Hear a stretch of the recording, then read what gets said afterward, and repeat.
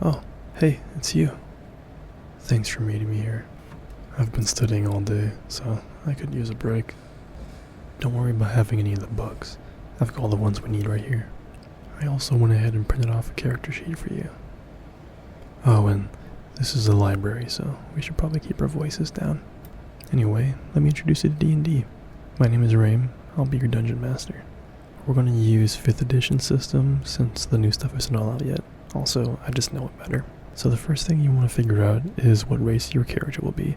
Your choices are pretty typical of a fantasy world, with a few exceptions. You've got elves and dwarves, gnomes and halflings, humans, and then something called tieflings. It's like a devil person. They're pretty popular.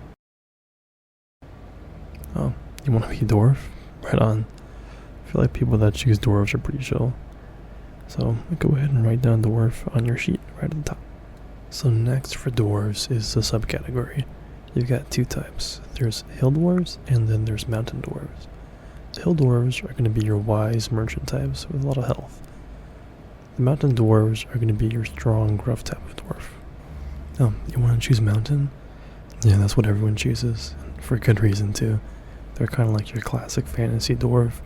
Think like The Hobbit, Thor and Oaken Shield, Balin, Dwalin, throwing mugs around and eating food. That's what a mountain dwarf is like. So let's add all your racial bonuses.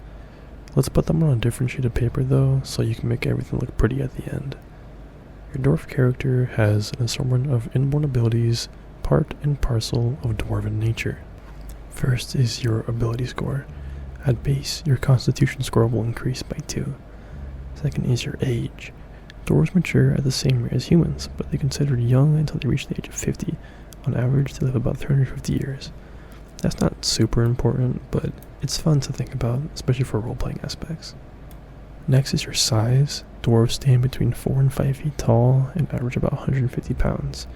Your size is medium. Now, the medium part is pretty important, at least on my end, because it tells me what size token you are and what size category you are compared to other monsters.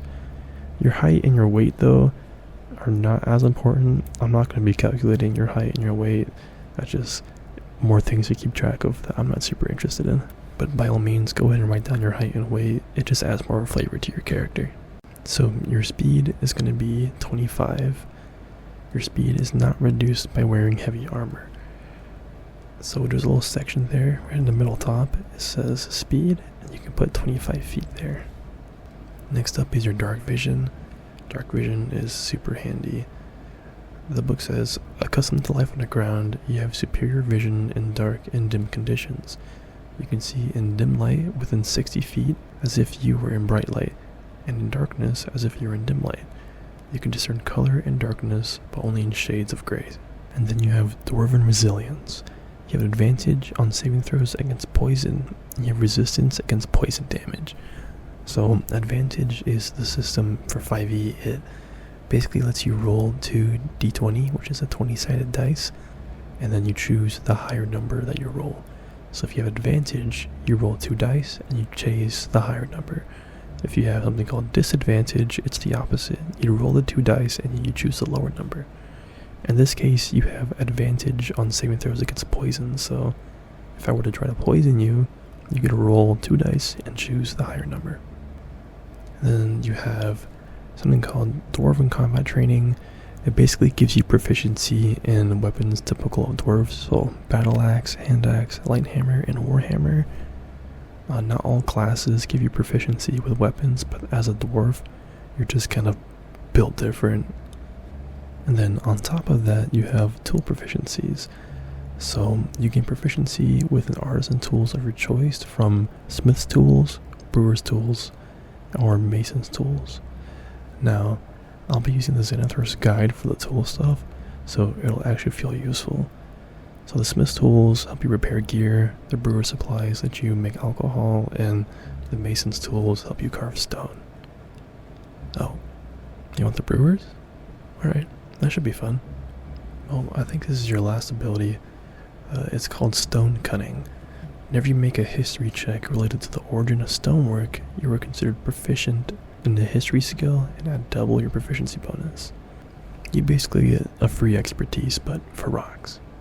So your Mountain Dwarf sub-race gives you 2 more bonuses. First, your strength score gets increased by 2, and then you have proficiency with light and medium armor. Cool. Well, now that's sorted out, let's figure out what class you want to be. There's a ton of options, so feel free to look over them all. Personally, my favorite is the Paladin. Nothing feels better than hitting an evil creature with a full-powered smite. Oh, you already know? You want to go with Monk? Oh, well, that's not super typical of new players, but I'm all for it. Cool, so let's go ahead and check out the Monk page. We'll be starting on level 1, so don't be too intimidated by all the words. So, monks are pretty cool and honestly overlooked. They use their natural energy of their bodies in the world called Ki. They can manipulate it to do all sorts of kung fu movie stuff. So yeah, you'll hit people, like a lot. Like, a lot. So the book is recommending you prioritize these stats. It says, first make your dexterity your highest ability score, followed by wisdom, and then second choose the hermit background.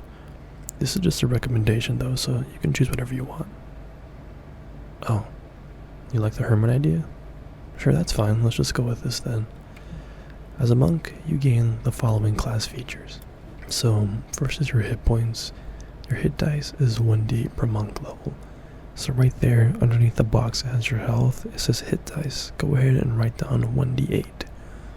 And then, for your hit points, it is 8 plus your constitution modifier. You can go ahead and write down 8 there, and then we'll just add your constitution modifier later. And then at higher levels, you will roll a d8, and then add your constitution modifier. So the second is your proficiencies. You have no armor proficiencies, but you do have the light and medium from your dwarf thing. Then you have weapons, which are simple, and then short swords. Your tools will be one type of artisan's tool or musical instrument. Your saving throws are strength and dexterity. Right there next to your health on the left. Go ahead and fill in the bubble for strength and dexterity. We'll add the numbers later. And then skills, you can choose 2 from acrobatics, athletics, history, insight, religion, and stealth. Cool, yeah, and then once you figure out which 2 you want to choose, you can just fill the bubble in on that little skills tab. It's next to those big stat blocks. Yeah, just shade it in, and then later on we'll do the numbers. So for your equipment, you get the following items. You get the choice between a short sword or a simple weapon, a dungeoneer's pack or an explorer's pack, and then 10 darts. You want a staff? Yeah, we can do a staff. So then your first ability as a monk is going to be called Unarmored Defense. It says, beginning at first level while you're wearing no armor and not wielding a shield, your AC equals 10 plus your dexterity modifier plus your wisdom modifier. It looks like there's a lot of wisdom coming up in this class. You sure you don't want to choose Hill Dwarf just to get some stats? No, you're right. You can choose where you're born. I respect that. Cool, then your next thing at level 1 is going to be your martial arts. You gain the power to punch things real good.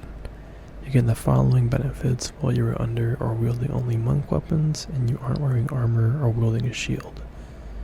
You can use dexterity instead of your strength for the attack and damage rolls of your unarmed strikes and monk weapons. You can roll a d4 in place of the normal damage of your unarmed strikes or monk weapons. This die changes as you gain monk levels as shown in the martial arts column on the monk table. When you use the attack action with an unarmed strike or a monk weapon on your turn, you can make one unarmed strike as a bonus action. For example, if you take the attack action and attack with a quarterstaff, you can also make an unarmed strike as a bonus action, assuming you haven't already taken a bonus action that turn. The key stuff you won't get until next level, so don't worry about it for now. And then you still want a hermit, right? So it's over here. So these will be your background perks. You get 2 skill proficiencies, 1 in medicine and 1 in religion. So yeah, fill those in there. And then you get a tool proficiency with the herbalism kit. And then you get a language of your choice. something that you probably would have encountered while you traveled as a hermit, or just the people maybe like you went to for food in a local village. Oh, you want like a bird language? I think there's something called Arin. That's like a bird language. It's like air elementals and stuff. I mean, that might be helpful. Yeah, just go with that. Then the last thing to do is roll your stats. So for my players, I like to have them roll 46 and then drop the lowest number. If you want, and because I'm nice, you can re-roll the ones if you get 2 or more of them. So like, say you roll 46, which is like the cube dice, and you get like a 4, a 3, and then 2 ones, you can re-roll both of the ones. But that's not typical game rules, and you don't have to follow it if you don't want to. Sometimes the players like to have low stats just because it gives their character more of a feel. So I got a dice bag here with some dice.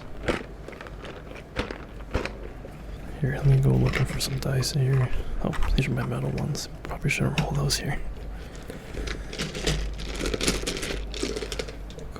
Cool, so go ahead and write these on that separate sheet of paper, and here are the dice. Alright, ready? Okay, that is a 16.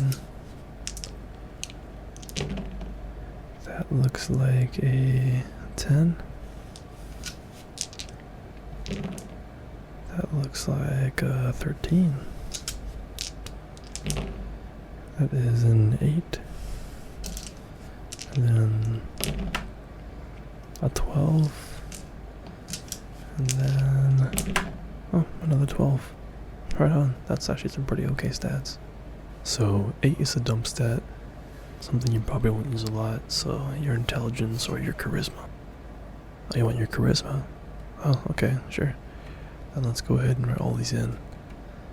Alright, so yeah, the modifiers go in the small circles, and then the stats go in those big ones. So your strength and your constitution both get +2 because of your racial abilities. As a monk, you use dex more, so you should probably put your 16 there. So for dex 16, that gives you a modifier of +3. Okay, so constitution is your next big one. Okay, so 12 plus 2 is 14, so your constitution is 14 with a modifier of 2. Okay, now wisdom or strength? I want strength. Oh, okay, so let's put a 13 there. Sure, alright. 13 plus 2, that gives you 15. So 15 strength with a modifier of +2. If you run it up to 16, it'll give you a +3. Okay, so wisdom next with a 12. That's a +1.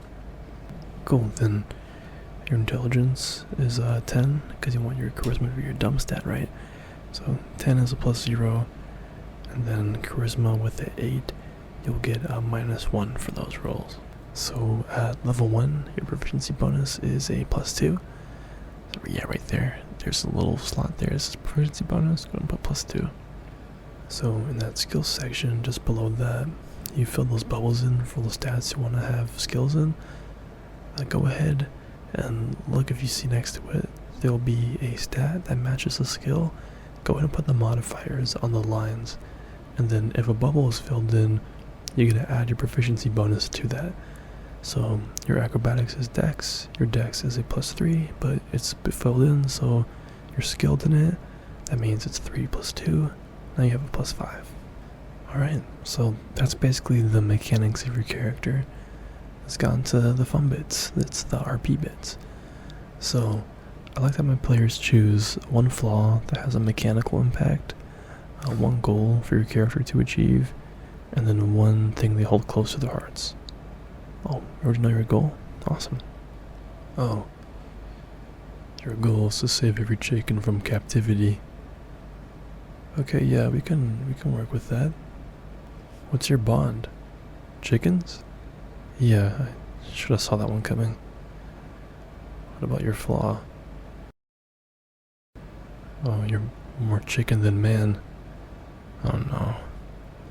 Well, I don't typically use alignment rules, but just out of curiosity, what would yours be? Chaotic neutral? Oh. Well, let's finish up the sheet. So your speed is 25, so write that there. Yeah, oh, you already have it. Okay. Your HP is 8 plus 2 puts you at 10. Your armor class is 10 plus your dex plus your wisdom modifier. That puts you at a 14. That goes right there. And I don't think I see much more left. Yeah, well, oh, your weapon. So your weapon uses your high stat for the attack rolls. So you put that modifier in that box right there. And I think for you right now, that's your dexterity with a +3.